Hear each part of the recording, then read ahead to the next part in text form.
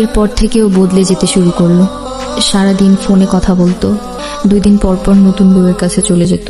ও আর আগের মতো প্রতিদিন রাতে আমাকে গল্প পড়ে শোনায় না, আমাকে হাসায় না। তোমার ভাবি ফোন দিছে। রিসিভ করে কথা বলো। আসসালামু আলাইকুম ভাবি। ওয়ালাইকুম আসসালাম। সাথী আমি কোথায়? ও তো ছাদে এসে একটু বসে আছে। ছাদে মানে? ওর বোর ডেলিভারি টাইম চলে আসছে, ওকে নিয়ে ডাক্তারের কাছে যেতে হবে। ওকে এই কথাটা ভুলে গেছে? তুমি প্রেগনেন্ট? ও তুমি জানো না 2 দিন পরে বাচ্চা হবে। এই খবরটা তুমি আমাকে বলনি কেন? বলে তুমি কষ্ট পাবে তাই। সত্যি কষ্ট পেলাম, কি যে কষ্ট পেলাম তা বলে বোঝানো যাবে না। সবই বুঝতাম, কিন্তু কিছুই করার ছিল না আমার। এভাবেই আমার দিন পার হয়ে যাচ্ছিল। আমি আমার চিরচেনা রুমে ঢুকতে পারছিলাম না। যে দেয়ালে আমার সাথে ওর ছবি ছিল, সেই দেয়ালে আজ ওর অন্য কারোর সাথে ছবি, যেটা আমি মেনে নিতে পারছিলাম না। মনে হচ্ছে আমি কোনো অপরাধ করেছি। কি ব্যাপার, তুমি হঠাৎ এই বাসায়? তোমাকে দেখতে এলাম। আমাকে? কিছুক্ষণ পর ওর বউ আসলো, 6 মাসের বাচ্চা করে নিয়ে। 3 জনের মুখে আনন্দ, সুখ, শান্তি স্পষ্ট দেখা যাচ্ছিল। কি সুন্দর একটা মুহূর্ত তাদের। কি করেছে আমি এদের জীবনে?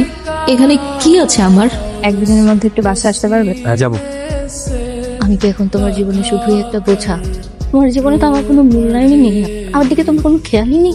তুমি হয় আমার হয়ে থাকো, নাহলে আমাকে ছেড়ে দাও, আমার মুক্তি দাও। আমি আর পারতেছি না, আমার ভাল লাগতেছে না এগুলা।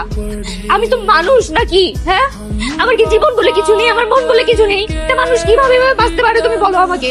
নিজের জীবনের সুখ বেছে নিচ্ছ, আমার জীবন নরক বানাই দিয়ে। এভাবে তো আমি আর পারতেছি না। তুমি আমার মুক্তি দাও প্লিজ। কিছুদিন পর আমাদের ডিভোর্স হয়েছে।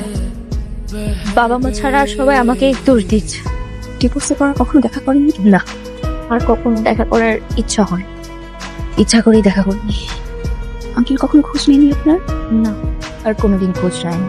সে নিজের পরিপূর্ণ হতে আমাকে সারা জীবনের জন্য নিঃসঙ্গ করে দিয়ে চলে গেছে। ভালো থাকুক আমার ভালোবাসার মানুষ। চলে এসেছি। আপনি তো এখানে নামবেন না?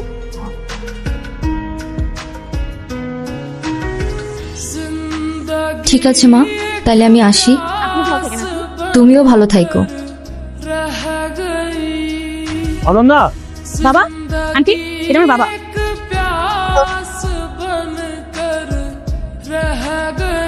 বাবা, আন্টির সাথে পুরো পথ গল্প করতে করতে এসেছি। মা, তুমি তাইলে থাকো। হ্যাঁ, আমি আসি। জানো বাবা, আন্টির জীবন আমার থেকেও বেশি কষ্টের। আন্টির গল্পের সাথে আমার গল্পের পুরো মিল আছে। জীবনের পরীক্ষা বোঝা বড়ই কঠিন। জীবনের যে অধ্যায় থেকে বাঁচতে আমরা পালিয়ে বেড়াই, জীবন আমাদেরকে সে অধ্যায়ের সামনে এনে আবার দাঁড় করিয়ে দেয়।